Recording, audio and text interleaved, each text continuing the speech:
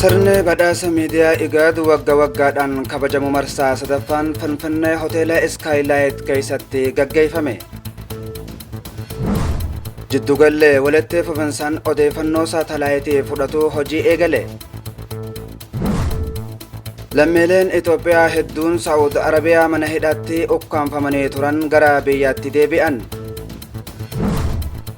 Pirezidaantii Taayyeen sirna badhaasa biyyoolessaa irratti guddina Itoophiyaaf barbaachisummaa qulqullinaa dubbatan. Buufata galaana Itoophiyaa deebisuuf carraaqqiin taasifamaa jiru itti fufe. Noorweey lammummaa Eertiraanota mootummaa Asmaraa deeggaraniif kennitee akka irraa mulqitu beeksifte kanneen ja'an hangafoota keenya irraatii Arrastan Mahammad amma oduu bal'inaan. Sirni badhaasa miidiyaa IGAD waggaa waggaadhaan kabajamu marsaa sadaffaan Finfinnee hoteela Skylight keessatti gaggeeffame. Badhaasni miidiyaa IGAD bara kana mata duree seenaa himuu tarkaanfii haala qilleensaa naannoo nageenyaa qabu dandeettii fi tasgabbaa'aa jedhuun kabajame. Barreessaan olaanaan abbaa taayitaa misooma mootummoota giddugaleessaa Dr. Warqinaa Gabayyoo haasawa baninsaa taasiseen mootummaa Itoophiyaa michootaa fi ispoonsaroota IGAD biroo deeggarsa cimaa fi amantaa humna seenaa himuu irratti qaban walitti qabama kana dinqisiisaa taasiseef galata guddaa qabaachuu dubbate. Sirna badhaasa miidiyaa kanaan dura jalqaba Jibuutitti lammaffaa Keeniyaa Naayiroobii keessatti gaggeeffame yaadachuun barreessaan olaanaan kun sagantaa miidiyaa waggaa waggaan kun sagalee seenaa naannoo keenyaa hamilee dhugaa fi qulqullina hin sochoone bocan guddisuu itti fufee akka jiru ibsan. Itti dabaluudhaanis Dr. Warqinaa Gabayyoo gaazexeessitoota, seenessitootaa fi uumtota qabiyyee dabalatee eegdonni seenaa waliin qabnu addunyaa yeroo baay'ee seeneffama sagalee Afrikaa ol kaasuu keessatti gara duraatti tarkaanfachiisuudhaan gahee addaa akka qaban dubbatan. Murtoo jijjiirama haala qilleensaa keessatti miseensonni seenaa keenya kan nuti himne nuuf mirkaneessuuf gahee guddaa qaba jechuun dubbate. Hojii dinqisiisaa fi kaka'umsaa namoota miidiyaa naannichaatiin dhimmoota jijjiirama qilleensaa irratti hojjetan kan galateeffatan yoo ta'u, seenaa keenya kan jallifame irra deebinee sirreeffannee addunyaan ija liqeeffameen osoo hin taane xiyyeeffannoo qara dhugaa ofii keenyaatiin akka nu argitu mirkaneessitan jechuunis dubbate. Mata duree badhaasa bara kanaa irra deebi'anii ibsuun tarkaanfiin haala qilleensaa nageenyi nagaa fi wabii nyaataa mirkaneessuun dhaannaa naannoo jiraattota Afrikaa tahuu ibsan.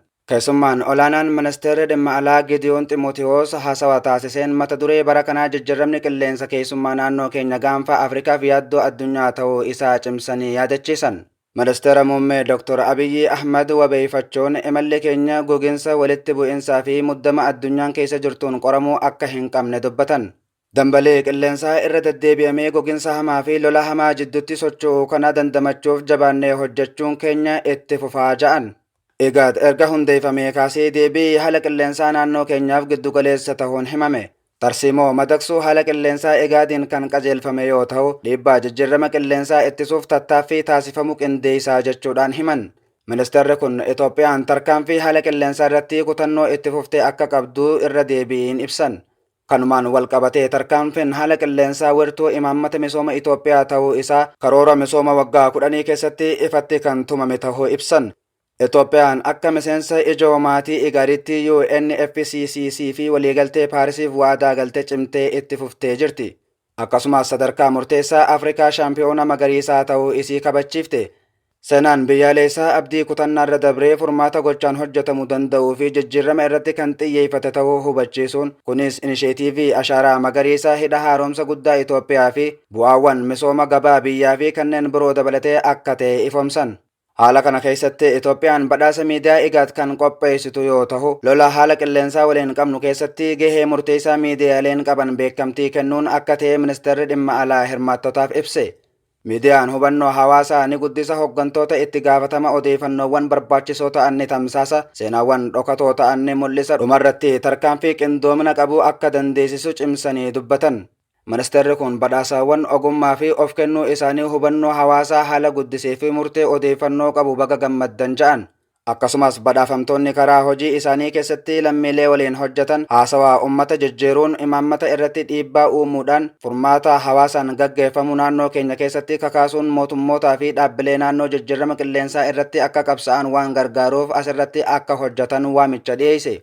Sirna badhaasa miidiyaa Igaad bara kanaan kaadhimamtoota 20 badhaasa gosoota gurguddoo 11 kanneen akka televezyiinii, reediyoo, maxxansa dijitaalaa, dhiibbaa uumuu, suuraa miidiyaa, deebii kennuu, nama jabaa miidiyaa waggaa, afaan dhalootaa fi badhaasa bu'aa umrii guutuu fudhatan. Jiddugalli walitti fufinsaan odeeffannoo saatalaayitii fudhatu hojii eegale. Instituutiin saayinsii hawaa fi ji'oospaashaalii giddugala walitti fufinsa odeeffannoo saatalaayitii fudhatu hojii eegalchiisee jira. Daarektarri olaanaan instituutichaa Dr. Abdiisaa Yilmaa giddugalli walitti fufinsa odeeffannoo saatalaayitii irraa fuudhan kanneen magaalota naannooleetti argaman 10 keessaa 9 gara hojiitti seenuu ibse. Teeknooloojiin kun ammayyaa'uu fi si'oomina tajaajila pilaanii magaalaa koonistirakshinii, geejjiba, qonna, piroojektota gurguddoo albuudaa fi kanneen biroo keessatti qooda olaanaa qabaachuu eeran. Yeroo itti aananitti giddugaloota kanneen babal'isuuf hojjetamaa jiraachuus kaasan.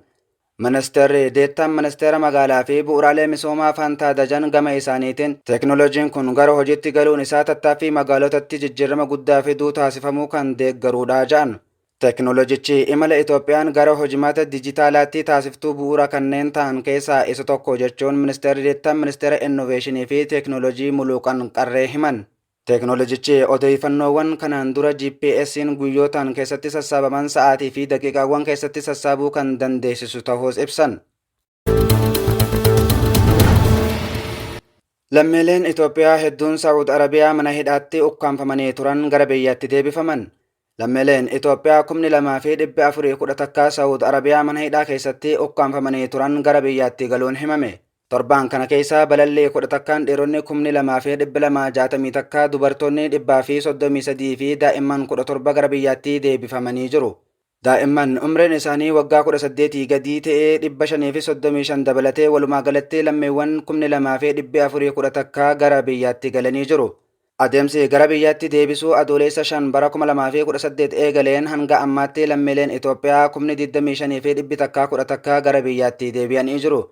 Ministeerri kun qooda fudhattootaa fi michoota dhimmi ilaallatu waliin qindoominaan buufata xiyyaaraa fi bakka tursiisaatti lammiilee deebi'aniif deeggarsaa fi kunuunsa barbaachisaa ta'e kennuu akkasumas maatii isaanii waliin walitti makuuf ciminaan hojjechaa jiraachuun gabaafame. Pirezidaantii Taayyeen sirna badhaasa biyyaalessaa irratti guddina Itoophiyaaf barbaachisummaa qulqullinaa dubbatan. Pirezidaantii Taayyee Atsiqasillaaseen sirna badhaasa qulqullina Itoophiyaa biyyoolessaa 12ffaa gaggeeffameen misooma itti fufinsa qabuuf qulqullina oomisha olaanaa eeguun gahee olaanaa ta'uu cimsanii dubbatan. Pirezidaantichi saganticha irratti haasawa taasiseen mootummaan damee hunda keessatti qulqullina mirkaneessuuf kutannoo qabaachuu fi Afrikaa keessatti wirtuu qulqullinaa adda duree hundeessuuf hawwii qabaachuu ibse. Galmee isaas gabaa idila addunyaa irratti Itoophiyaan dorgomtuu addunyaa ta'uun akka dhaabbattu taasisuudha jedhan. Addunyaa dorgommii haaraa keessatti adda ba'uu fi guddina galmaan ga'uuf qulqullinni barbaachisaadha jechuun pirezidaantichi guddina sabaa oofuuf keessatti barbaachisummaa olaantummaa jala sararan. Sirnichi bu'aa bahii olaanaa oomishaalee tajaajila hoggansa tajaajila maamiltootaa fi bulchiinsa humna namaatiin galmaa'aniif beekamtii kenne. Dhaabbilee carraa hojii uumuu fi fedhii fayyadamtootaa furuuf gumaachan kabaje. Qondaaltonni sagantichaa badhaadhina Itoophiyaa yeroo dheeraa mirkaneessuu keessatti barbaachisummaa dhaabbileen dorgommii fi itti fufinsa qaban ibsan. Sagantaa kana kan qopheesse dhaabbanni badhaasa qulqullina Itoophiyaa dorgomtummaa idila addunyaa biyyattii guddisuuf aadaa qulqullinaa qabu dammaqinaan babal'isaa jira. Injifattoota beekamoo keessaa Safaariikoom Itoophiyaa, Horizoon Addis Gommaa fi Itoophiyaa Eerlaayinsi ta'uun Horizoon Addis Gommaa waggaa 3 walitti aansuun badhaasa kana injifachuun waancaa waliin beekamtii addaa argate. Sagantaan kun waltajjii olaantummaa kabajuu fi dhaabbileen Itoophiyaa qulqullina akka shoora ijoo guddina dinagdee fi dorgomtummaa addunyaatti dursaa akka kennan jajjabeessuuf tajaajile. Buufata galaana Itoophiyaa deebisuuf carraaqqiin taasifamaa jiru itti fufuun himame. Ambaasaddar Jamaal Bakar Itoophiyaan buufata galaanaa isii shiraa fi mala seeraan alaatiin dhabdee karaa nagaa fi mariitiin deebifachuuf tattaaffii taasiftuu itti fuftee jiraachuu ibse. United Arab Emiratetti ambaasaddarri Itoophiyaa obbo Jamaal Bakar marii bakka bu'oota waldaalee misooma hawaasa Itoophiyaa Abu Dhabii fi Dubaay waliin taasisaniin Itoophiyaan mallattoo badhaadhina Afrikaa taasisuuf piroojektota gurguddoo haaraa labsan irratti ibsa bal'aa kennan. Guddinni biyya keenya marsaa haaraan ijaarsa hidha haaromsa guddicha Itoophiyaa irraa eegalee ijaarsa warshaa xaa'oo oomisha gaazii uumamaa fi manneen miliyoonaan lakkaa'amaniin itti fufuu ibsan. Itoophiyaan buufata galaanaa Shiraa fi mala seeraan alaatiin dhabdee karaa nagaa fi mariitiin hirmannaa galaana isii deebifachuuf tattaaffii taasiftuu cimsuun itti fufte. Addunyaa saffisaa fi jijjiiramaa jirtu keessatti dippiloomaasiin keenya dantaa biyyaalessaa keenya irratti xiyyeeffachuun irraa gara dhiibbaa biyya keenyaa fi Afrikaa guddisuutti ce'ee jira jechuun dubbate. Fakkeenyaaf imbaasichi Itoophiyaan miseensa BRICS ta'uu hubachiise. Hooggantoonni boordii hawaasa Itoophiyaa Abu Dhabii fi Dubaay gama isaaniitiin lammiileen Itoophiyaa United Arab Emirates keessa jiran dantaa biyyaalessaa biyya isaanii cinaa akka dhaabbatan mirkaneesse. Abjuu nagaa misoomaa fi badhaadhina yeroo dheeraaf eeggamaa ture galmaan ga'uuf ga'ee keenya ni bahannaas ja'an.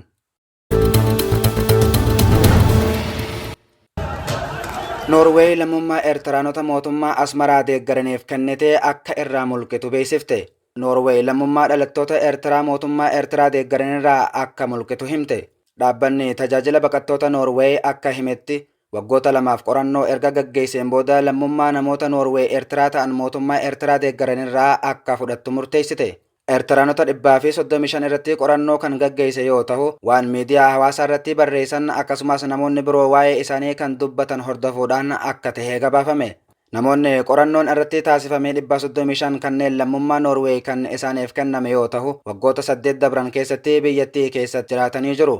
Hanga ammaatti namoonni 20 hayyamni jireenya isaanii kan jalaa fudhatame yoo ta'u, dhimma namoota 30 ta'an biroo ammoo qoratamaa jiraachuun gabaafame. Akka seera Noorweeyitti namoonni biyyattii keessatti kolugaltummaa gaafatan hayyamni jireenya isaaniif kennamu yookaan lammummaan irraa fudhatamuu danda'a. Deeggartoonni mootummaa Eertiraa fi mormitoonni walqooduun walitti bu'insa tureen namoonni 10 akka rasaasaan rukutamanii jiru. Bara 2024 keessa walitti bu'insa ka'ee tureen ammoo namoonni 2 yoo ajjeefaman namoonni 8 ammoo madaan cimaan isaanirra gahuun ni yaadatama. Eegaan kabajamtoota hordoftoota OVM oduu fi odeeffannoon arraaf jennee walitti qindeeffanne kan hanga ammaa ture sagantaa birootiin hanga walitti deebinuu nagayaan nu tura.